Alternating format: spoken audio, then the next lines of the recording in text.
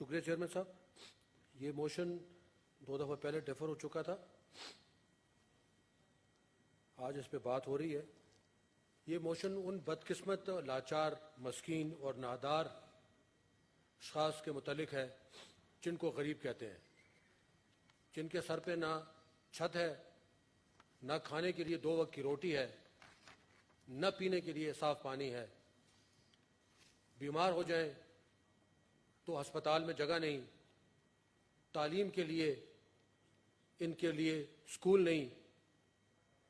اور یہ وہ لوگ ہیں کہ جن کے ووٹ لے کر ہم ان بڑی بڑی اسمبلیوں میں آ کر بیٹھتے ہیں، لیکن یہاں پر آ کر ان کو بھول جاتے ہیں.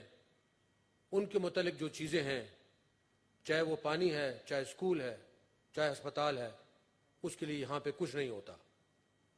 اس کا تذکرہ گلوبل ہنگر انڈیکس نے کیا ہے، اور اس نے یہ کہا ہے کہ اس وقت پاکستان کی جو سچویشن ہے، پاکستان اس وقت دنیا کا 11واں فاقہ زدگان ملکوں میں سے غریب ترین ملک ہے. یعنی جو ڈیولپنگ کنٹریز ہیں 118 ممالک، ان میں سے پاکستان کا نمبر اس وقت غریب ترین جو ہیں اس میں 11واں نمبر پہ ہے. 108 لوگ ہم سے بہتر ہیں اس میں، اور صرف 10 لوگ ہم سے اس میں خراب ہیں. یعنی جو خراب ممالک ہیں، ہم سے زیادہ جو بھوک کے شکار ہیں، اس میں یمن آتا ہے، ہیٹی آتی ہے، زیمبیا آتا ہے، اس طرح کے ممالک آتے ہیں. اور یہاں پہ جو افسوس کی بات ہے وہ یہ ہے کہ انگولا اور ایتھوپیا جیسے ملک جو ہے وہ ہم سے اب بہتر ہو چکے ہیں، اور ہم اس لعنت میں ابھی تک بڑے ہیں.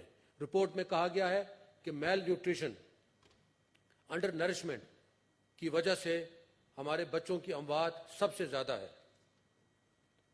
36% آبادی جو ہے وہ بلو دی پاورٹی لائن رہ رہی ہے. چائلڈ مورٹیلٹی ریٹ کے متعلق بار بار یہاں پہ تذکرہ کیا گیا ہے کہ طبی سہولت نہ ہونے کی وجہ سے یہ مورٹیلٹی اس علاقے میں سب سے زیادہ ہے.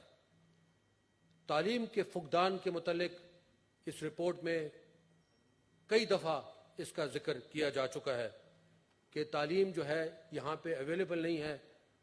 تقریباً 2.5 کروڑ بچہ جو ہے وہ اسکول سے باہر ہے، اور باقی 2.5 کروڑ بچہ وہ ہے جو کہ صرف پرائمری اسکول تک جاتا ہے، اور اس کے بعد وہ اس کو افورڈ نہیں کر سکتا. میں بھی اس کو بھی میں سمجھتا ہوں کہ تعلیم یافتہ اس کو نہیں کہہ سکتے، اس کو بھی غیر تعلیم یافتہ ہی کہیں گے. ان تمام وجوہات کی تذکرہ تو یہاں کبھی کبھی ہو جاتا ہے، لیکن کبھی اس کا حل یہاں پہ تلاش کرنے کی کوشش نہیں کی گئی. میں سمجھتا ہوں کہ کرپشن جو ہے وہ ہماری اس ملک کی جو سب سے بڑی خرابی ہے، اس نے اس ملک کی جڑوں کو پانی نہیں دیا، اس کی جڑیں کاٹ دی ہیں، اور اسی وجہ سے جو ہے یہ تمام مصیبتیں جو ہے وہ زیادہ تر غریب کے ورثے میں ملی ہیں.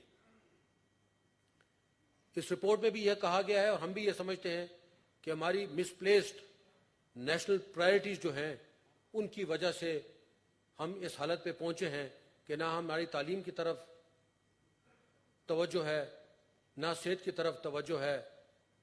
وہ تو چھوڑ دیں، پینے کا صاف پانی جو ہے وہ لوگوں کو میسر نہیں ہے. کئی میل سفر کرنے کے بعد جا کے پینے کا پانی وہ وہاں سے جمع کرتے ہیں، وہاں سے کلیکٹ کرتے ہیں جہاں سے کہ بھیڑ بکریاں بھی پانی پی رہی ہوتی ہیں. اور انہی کی وجہ سے ہیپیٹائٹس کا مرض جو ہے وہ اتنی زیادہ تعداد اتنی زیادہ اس کی بڑھ گئی ہے. اور یہاں پہ تماشا تو یہ ہے کہ جب وہ ہیپیٹائٹس کی مرض میں مبتلا ہو جاتے ہیں تو جو میڈیسن، جو ادویات ہمارے ساتھ کے ممالک میں 40 روپے پہ ملتی ہے، وہ ماشاءاللہ یہاں پہ 840 روپے پہ اس کو خریدنی پڑتی ہے. یہاں پہ اگر دیکھا جائے تو امپلائمنٹ جو ہے وہ ختم ہو چکی ہے، انڈسٹری بند ہو چکی ہے اور بند ہوتی جا رہی ہے. ٹیکسٹائل کے متعلق کئی دفعہ یہاں پہ اس کا تذکرہ ہو چکا ہے. باقی جو انڈسٹری ہے اس کے متعلق کئی دفعہ یہاں تذکرہ ہو چکا ہے کہ ان امپلائمنٹ جتنی بڑھے گی اتنی زیادہ جو ہے غربت بڑھے گی، اتنا زیادہ افلاس، اتنی زیادہ بھوک جو ہے وہ بڑھتی جائے گی. کاشتکار کو یہاں پہ صحیح وقت پہ اس کا معاوضہ نہیں ملتا. ہم جانتے ہیں کہ پچھلے سال جو ہے ہماری جو ایگریکلچر گروتھ ہے وہ نیگیٹو میں چلی گئی ہے. یہ تمام چیزیں ہیں جن میں سمجھتا ہوں کہ حکومت کو اب جاگنا چاہیے. اب تو حکومت میں تبدیلی بھی آ گئی ہے. میں سمجھتا ہوں کہ there is somewhere where you have to start and there is somewhere where you have to stop.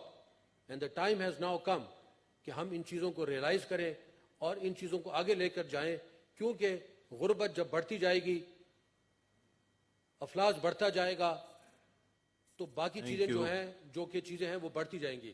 اس لیے میں سمجھتا ہوں کہ اس پہ توجہ فی الفور دینے کی اس لیے ضرورت ہے کہ خدا نہ خواستہ وہ دن نہ آئے کہ ہم 118ویں ملک میں 10ویں سے ہم 118ویں ملک پہ چلا جائیں. اور اس کو اگر نہیں کیا جائے گا تو میں سمجھتا ہوں کہ یہ جو حکومت ہے اس کو ہم یہی کہہ سکیں گے کہ کعبہ کس منہ سے جاؤ گے. شکریہ شکریہ جی. جی. سینیٹر تاج حیدر.